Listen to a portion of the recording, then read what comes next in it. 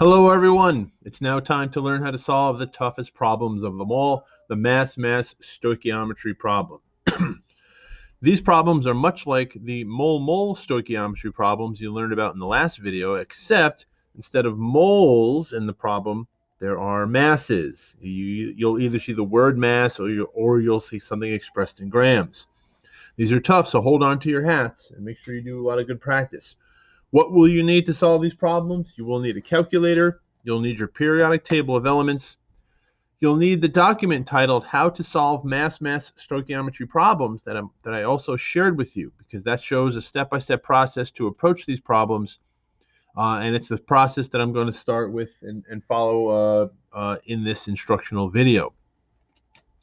And yes, you'll also need a diagram that I used in a previous lesson, but it looks like that diagram is already, yeah, I included that diagram in the document. Okay, so away we go. Here's a typical mass stoichiometry problem. Here's a balanced chemical equation.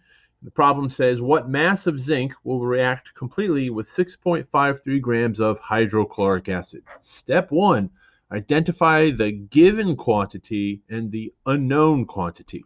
The given quantity is the one where an amount of it or a mass of it is expressed or stated or specified.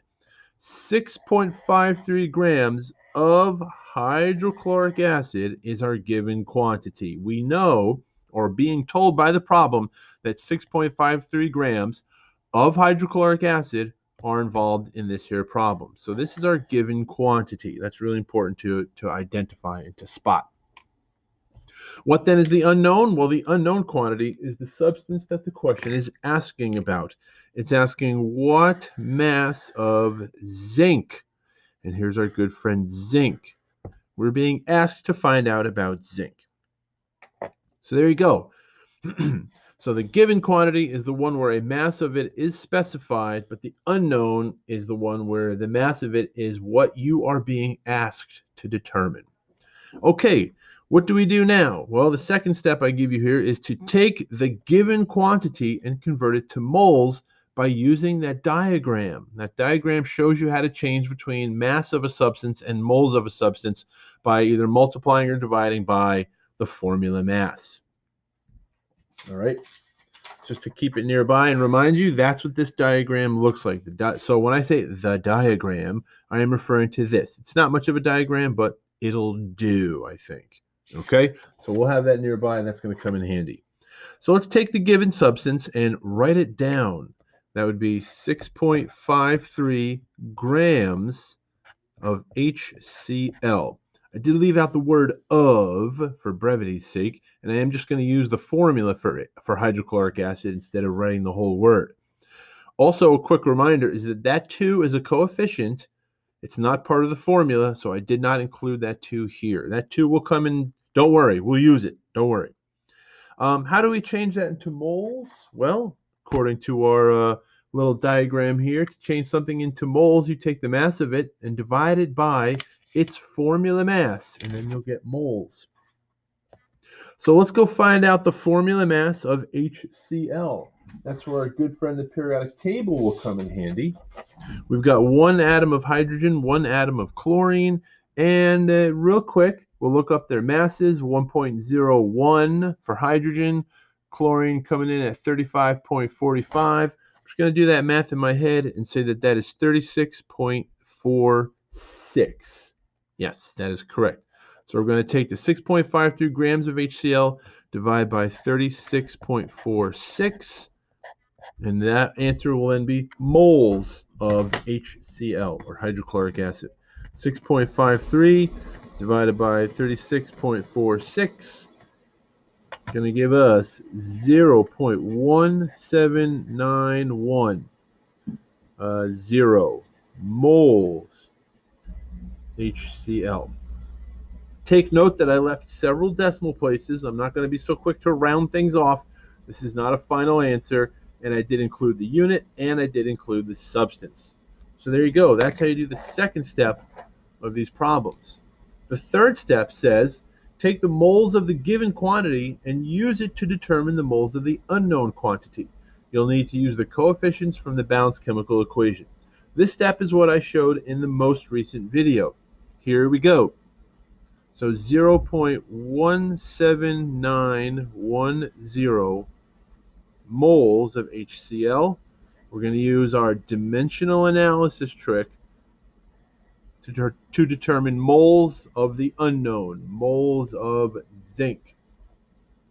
How do we do that? This involves the coefficients from the balanced chemical equation.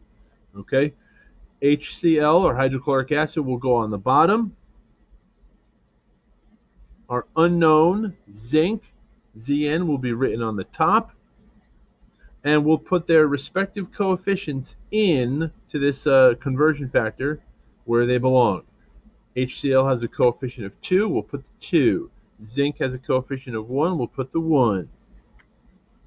Okay, so this tells us to take this number, multiply it by 1, divide it by 2, and what do we get? Oh, a small number, 0.08955.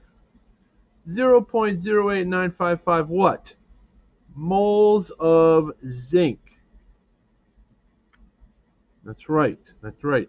This third step that I have here in green is where how you take moles of one substance and determine moles of the other substance. This step is only about moles. It's kind of like a bridge step between the two substances. All right, I've got to move this out of the way for a moment because I've got some object interference. All right, back in action here. Step 4. Let's now take the moles of this unknown, the moles of zinc, and convert it to grams by using the diagram and the periodic table. So I'm going to take our 0.08955 moles of zinc, and I want to change that into grams of zinc. How do we change from moles into grams? Well, going from moles to grams, we multiply, get it, multiply, by the formula mass of the substance. Take careful note, in working through this problem, we did start off working with HCl. That was the substance, but it is no longer the substance. The substance we are working with is now zinc, so we need the formula mass of zinc. So we're going to take this many moles of zinc, multiply it by zinc's formula mass, just Zn. That's kind of nice. Here we go, 65.38. And we'll get an answer, and that answer will be the answer. 65.38, and we get 5.85 grams of zinc. And there you go. There you go. Step 5 does say express your answer as blank or number grams of the substance. Okay?